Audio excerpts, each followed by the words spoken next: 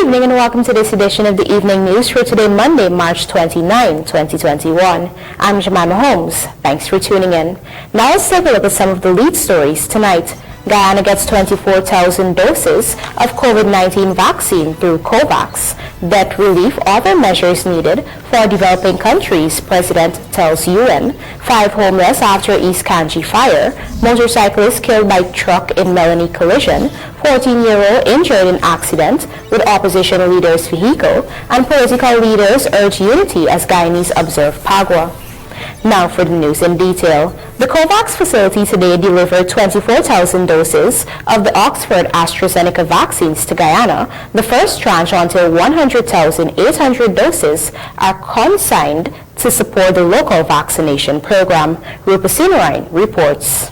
The 24,000 doses, manufactured by SK Bioscience of South Korea, arrived at the Chedijegan International Airport today. It is the first phase of deliveries for Guyana, with more vaccines expected to arrive successively during 2021.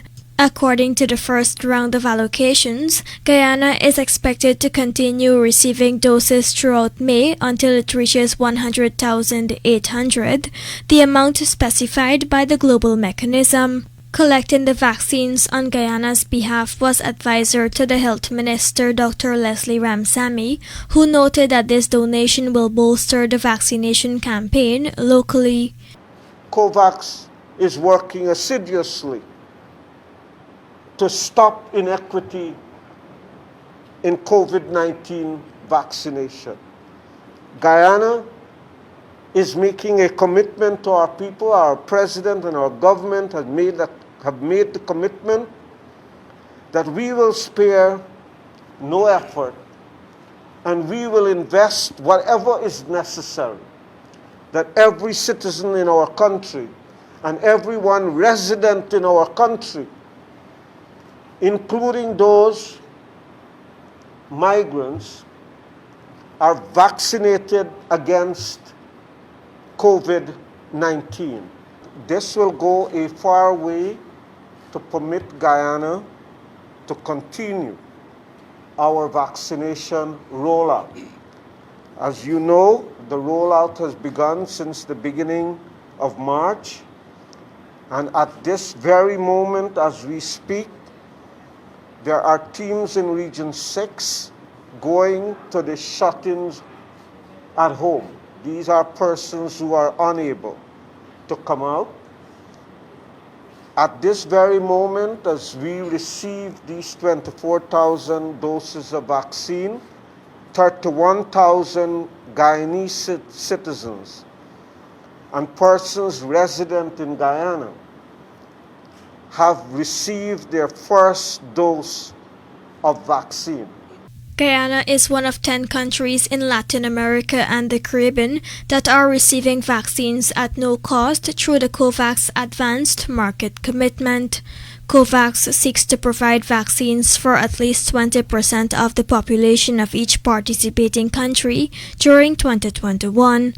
PAHO WHO representative in Guyana, Dr. Luis Codina, said this arrival is very reassuring as it indicates that more people will be protected from COVID-19. We know that very clearly that the market is in shortage. We are reading all the newspapers every day.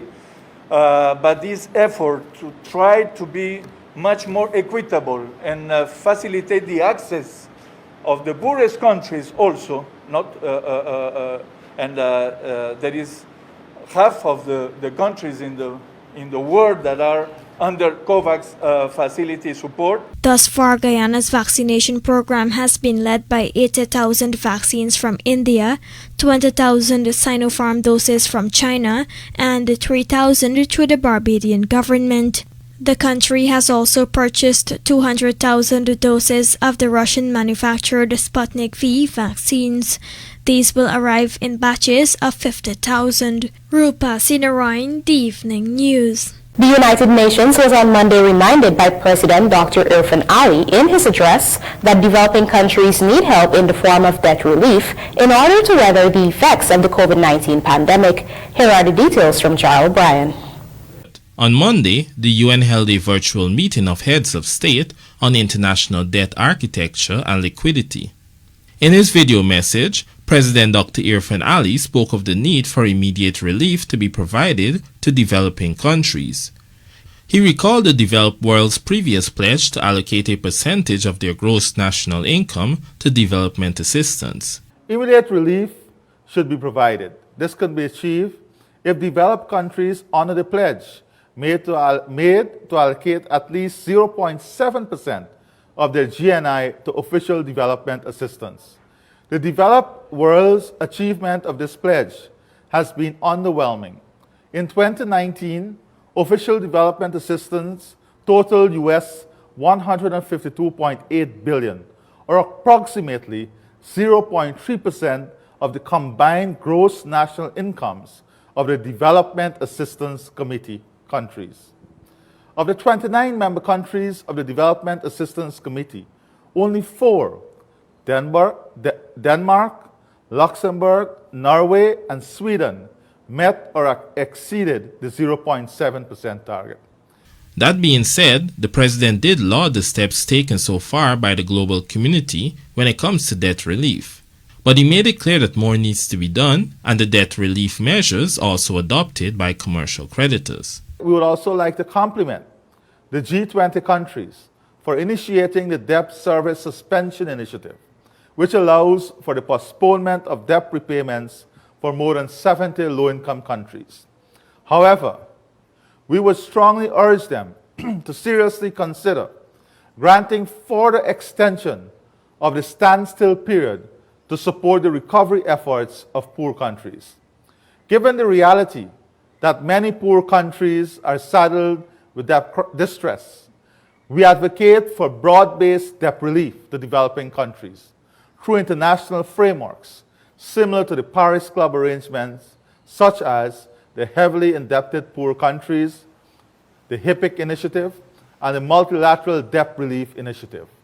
Further, we encourage the granting of debt relief by bilateral and commercial creditors. Since the COVID pandemic hit, Guyana has been among the countries who have felt the impact, particularly on the economy. So far, Guyana has registered over 10,000 COVID-19 cases and over 220 deaths. Help from the international community has come primarily in the form of money and vaccines. Jarrell Bryan, The Evening News. Meanwhile, Guyana's COVID-19 death toll has climbed to 229 following the deaths of 2 more persons who were infected with the virus. The latest fatalities are 2 females, a 67-year-old from Region 3 and a 63-year-old from Region 4. The Ministry of Health said they died while receiving care at a medical facility. Several measures are being implemented at the Demerara Harbour Bridge to facilitate maintenance work following the damage to the structural integrity of Span 9. Minister of Public Works Juan Edgel on Sunday engaged technical staff of the DHB and was updated on the emergency works going forward after a series of analyses were conducted. Here are the details. During a media engagement on Sunday, Minister of Public Works Juan Edgel announced that authorities will move to reduce the speed limit for vehicles on the Demerara Harbour Bridge. He noted too that there will now be less retractions of the bridge to facilitate the marine traffic. That means that the bridge can be opening 2 times a day. We have already engaged the agents and owners of ocean-going vessels, and we want, every time there is a retraction, that at least we have 5 to 6 vessels to pass. So you don't do 3 in the morning and then 3 in the afternoon. 1 retraction per day, and we have up to 6 vessels passing. The fact that they have to slow down, it means that the retractions may take a little longer than normal. The minister said the retractions will be done at the least impact in time to vehicular traffic, probably at nights. He noted, however, that there may be need for daytime retractions. These measures, he said, are aimed at reducing the structural damages occurring on the bridge. He said these destructions are caused by both marine and vehicular traffic. So we've had to put measures in place, particularly for the trucks, because all of the damages that is causing us headache right now and real serious problems are damages that are occurring in the braking zone. So when the trucks with all this weight moving and they're speeding, when they have to apply brakes, we're getting the structural damages. So we have to slow them down so they don't have to apply that kind of brakes to slow down. We have to get a new culture of truckers driving on the bridge. We also have a situation where marine traffic, which means the tugs, the barges, the vessels, the bauxite boat, whatever you want to call it, that pass through the bridge, because some of them are moving with such speed and they're creating waves and currents, they're causing misalignment on the bridge, or the common layman's term, causing the bridge to twist up. So when the bridge twists up, the anchors and all the rest of it are shifted. Getting the bridge open and closed is becoming difficult. Last week, a major breakage at retractor span 9 of the Demerara Harbour Bridge forced authorities to restrict heavy vehicles from traversing the bridge, as well as halt retractions for marine traffic. Authorities are only allowing one truck at a time to traverse the bridge as repair works are ongoing. Reporting for the Evening News, Ebony Giles. Shahid Roger Khan, convicted by a U.S. court of drug smuggling, broke his silence on Monday with regards to the execution of his close associate, 42-year-old Ricardo Fagundes, also called Paper Shorts, who was gunned down 2 Sundays ago at Main Street, Georgetown. Khan claimed that the police has not been diligently investigating the apparent execution in which he was the actual target, and called for the authorities to ensure there will be a fair and impartial investigation. The police quickly issued a response in which they refuted Khan's claim. Fagundes was given an emotional send-off earlier today, where several of his family, friends, and close associates paid their last respects. It was during the funeral service at the Guyana Motor Racing and Sport Club, GMRNSC, Thomas Lands, Georgetown, that Khan made the damning revelation that he was the intended target on the night Fagundes was executed. He also stated that the present investigation has been compromised. Meanwhile, shortly after Khan made his statement, the police refuted that the murder investigation has been compromised. The police force said this incident is being treated with every seriousness and alacrity, spearheaded by investigators of the force's Major Crimes Unit. Fagundes, a popular gold dealer and biker, was executed on March 21, 2021 on Main Street, Georgetown, moments after he exited a nightclub. Coming up, Tucson man stabbed to death by drinking buddy, 14-year-old injured in accident with opposition leader's vehicle, and mother fighting to save child with rare neurological disease. Do stay with us. You're watching the Evening News. A 23-year-old man was struck and killed by a motor car driven by an off-duty cop on the Temeri Public Road, East Bank, Demerara. That is Charles Williams of Temeri Public Road, East Bank, Demerara. Reports are that the accident occurred at about 20 hours on Saturday in the vicinity of Bounty Farm Limited. According to reports, the 27-year-old off-duty cop was driving motorcar PMM 4120 and was proceeding south along the eastern side of the road when Williams, who was walking north on the western side, allegedly ran from west to east across the road into his path. The driver claimed that he then applied brakes and pulled in a southwestern direction to avoid a collision. However, due to the short distance, the front left side of the vehicle collided with a pedestrian who fell onto the bonnet, windscreen, and then onto the roadway. Williams received injuries to his head and about the body. He was subsequently picked up by the police and public-spirited citizens in an unconscious condition and escorted to the Georgetown Public Hospital, where he was pronounced dead on arrival. The body was taken to the Georgetown Public Hospital mortuary. A breathalyzer test was conducted on the cop and no alcohol was detected. He has, however, been placed under close arrest as the investigation continues. A 31-year-old motorcyclist of Enmore, East Coast, Demerara, is now dead after he was struck down by a truck along the Melanie Public Road, East Coast, Demerara. The dead man has been identified as Leon Singh, who was riding motorcycle CH3066 at the time of the accident at around 9:30 hours today. The truck, GSS 5634, was being driven by a 43-year-old resident of Bachelor's Adventure, East Coast, Demerara, who has since been arrested. Police said the truck was proceeding north along the western side of the Melanie Access Road when he failed to stop at the corner and continued further north onto the Melanie Public Road. In so doing, he ended up in the path of the motorcycle, which was proceeding west on the western lane of the public road. The front of the motorcycle collided into the right side front of the motor lorry. As a result of the collision, the motorcyclist fell onto the road surface, where he received injuries to his head and about his body. He was taken to the Georgetown Public Hospital in an unconscious state, where he died while receiving treatment. 34-year-old Floyd Magarel, a driver of Tushan Wrong Turn Squatting Area, East Bank Essequibo, was killed on Sunday while he was drinking with a group of friends. Reports are that the man was stabbed at about 4:45 hours at Backstreet Tushan Squatting Area. According to police, at about 2 hours on Sunday, Magarel was consuming alcohol with the suspect and 2 other friends opposite his home. During the drinking spree, an argument erupted among the friends. During the confrontation, the suspect cuffed Magarel and then stabbed him with a pair of scissors to his abdomen. The suspect then fled the scene. The victim was taken home while his reputed wife tried to get assistance to take him to the hospital. The woman told the police that by the time she returned, she found her husband in a motionless state. He was eventually taken to the Leonora Cottage Hospital, where he was pronounced dead. The suspect was later arrested.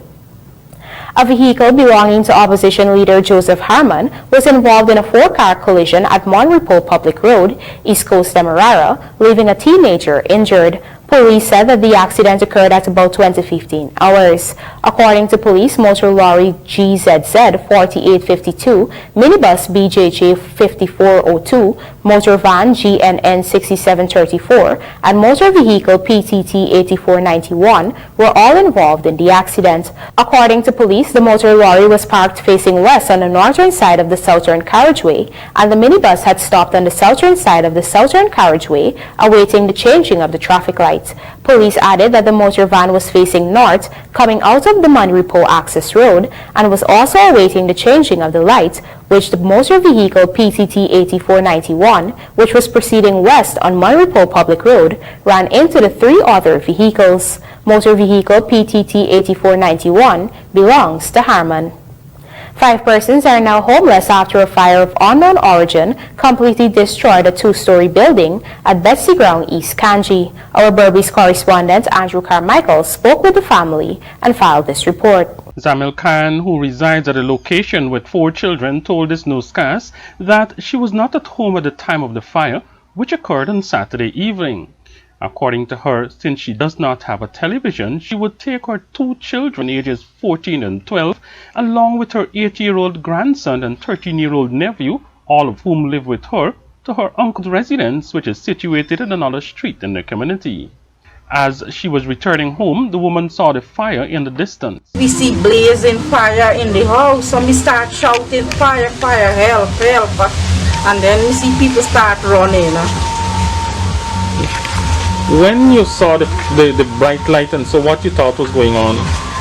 Well, me know is my house burning because only this are the house, this are the party house there. According to the police, 1 fire tender arrived at the scene and the firefighters were able to extinguish the blaze. Residents reported that the fire service did not take long to respond. However, when they got to the scene, the fire had already consumed the entire building. Khan says she lost everything. Me had new 3-piece set, me had new sponge, and cabinet full of wares, and new mat.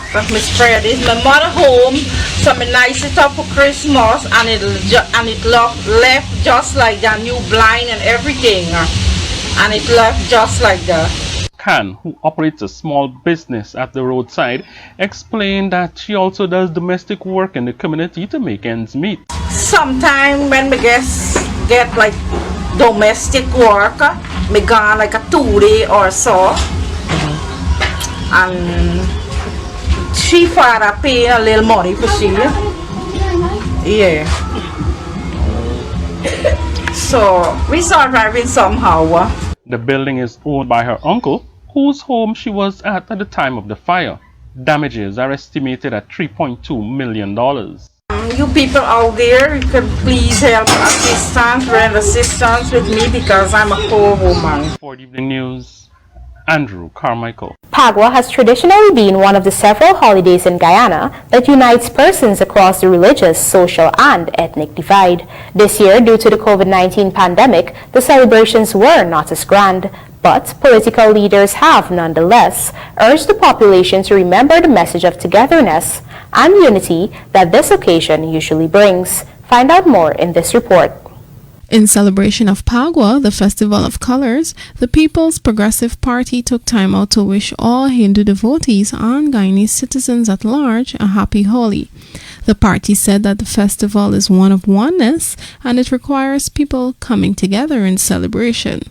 The statement reads, "Let us be motivated by what this colorful festival signifies and be emboldened in hope that through resoluteness in the face of adversity and despondency, the message of Pagua speaks to truth inevitably prevailing." The party added, as Guyanese mark the occasion, our party once again extends best wishes and urges caution, tolerance, and respect in the celebrations. Meanwhile, the People's National Congress Reform, PNCR, also extended Pagua greetings to the nation. The PNCR said, Pagua's social and cultural significance can be seen in the way that it has broken down the barriers of separation, suspicion, and insecurity in society. It is a festival of social cohesion that enriches the country's multicultural character. Pagua, also known as Holi, was celebrated this year on March 29. Traditionally in Guyana, there are mass celebrations where hundreds of people gather to douse each other in water and apply colorful powder. However, COVID-19 has changed that, and now gatherings are almost prohibited. Notwithstanding, many Guyanese still celebrated this festival of colors in a less grand manner as they celebrated the triumph of good over evil. Reporting for the Evening News, Ebony Giles.